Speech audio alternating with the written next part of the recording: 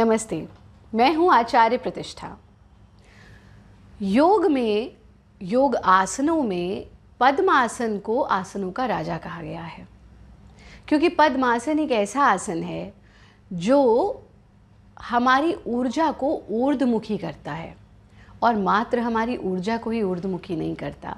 ऐसा तक माना जाता है कि जब ध्यान की अवस्था में हम पद्मासन लगा करके बैठते हैं तो ये हमें ग्रेविटेशनल फोर्स से कट करके हमारी एनर्जीज़ को अपवर्ड करता है और इसीलिए आत्म उन्नति के लिए इसको सर्वोत्तम आसन कहा गया और ध्यान की अवस्था के लिए भी इसे सर्वोत्तम कहा गया। इसके अलावा शारीरिक स्तर पर इसके अनेक लाभ होते हैं, पर सभी लोग पद्मासन का अभ्यास नहीं कर पाते।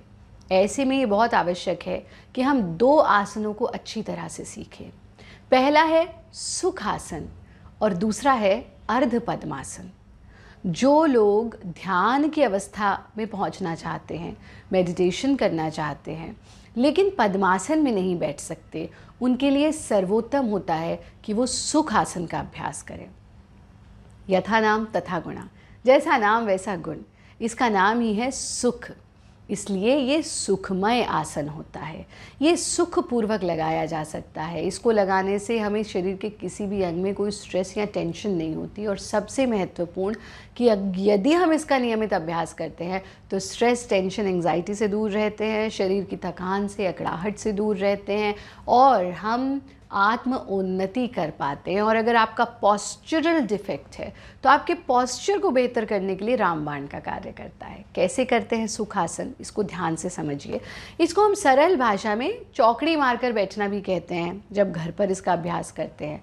लेकिन जब हम चौकड़ी मार करके बैठते हैं तो हम कॉन्शियसली अपने पॉस्चर को ऑब्जर्व नहीं करते और कॉन्शियसली अपने पॉस्चर को होल्ड नहीं करते। सुखासन का अर्थ है कि हम इस प्रकार से अपने दाएं पैर को बाईं जंघा के नीचे ले आए और बाएं पैर को दाईं जंघा के नीचे ले आए, या फिर इसका अपोजिट भी आप कर सकते हैं कि बाएं पैर को दाईं जंघा के नीचे ले आए और दाएं पैर को बाईं जंघा के नीचे ले आए और इस स्थिति में अपने दोनों थाइस को ज़मीन से छूने का प्रयास करना है।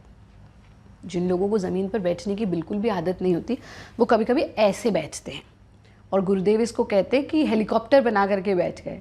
तो जब आप धीरे धीरे सुख आसन में बैठना शुरू करेंगे तो ये नीचे जाने लगेगा, आपके मसल्स स्ट्रेच होने लगेंगे, आपकी रीढ़ सीधी होने लगेगी, सीना उन्नत हो जाएगा, पेट खिंचा हुआ रहेगा, कंधे रिलैक्स रहेंगे और आप आँख बंद करके गर्दन को बिल्कुल सीधा रखते हुए, स्पाइन को सीधा रखते हुए थोड़ी देर के लिए इस स्थिति में बैठने का अभ्यास डाल लेंगे।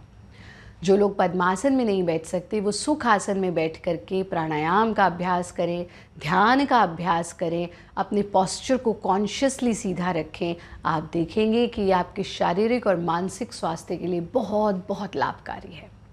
यहीं से हम दूसरा अभ्यास आज सीखेंगे जो कि है अर्ध पद्मासन। अर्ध पद्मासन जैसा नाम से ही आप समझ रहे हैं, अर्ध पद्म, हाफ लोटस पोज, हाफ पद्म आसन। जो पूर्ण पद्मासन नहीं लगा सकते वो अर्ध पद्मासन लगाएंगे। कैसे?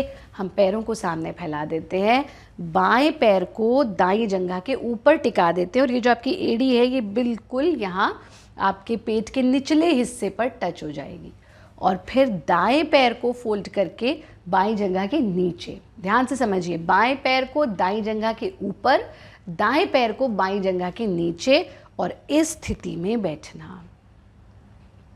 आंख बंद करके कमर को सीधा रखते हुए जितनी देर आप इजीली इस आसन में बैठ सकते हैं उतनी देर बैठेंगे।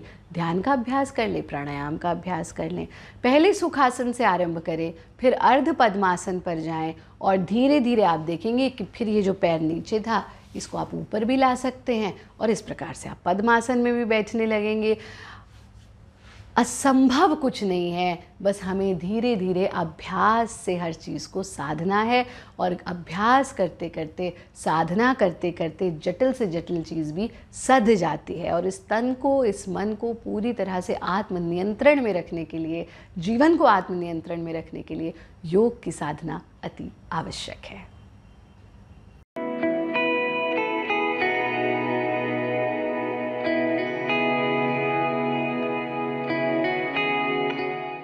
Presenting B News app, available on Google Play and App Store. Download it now.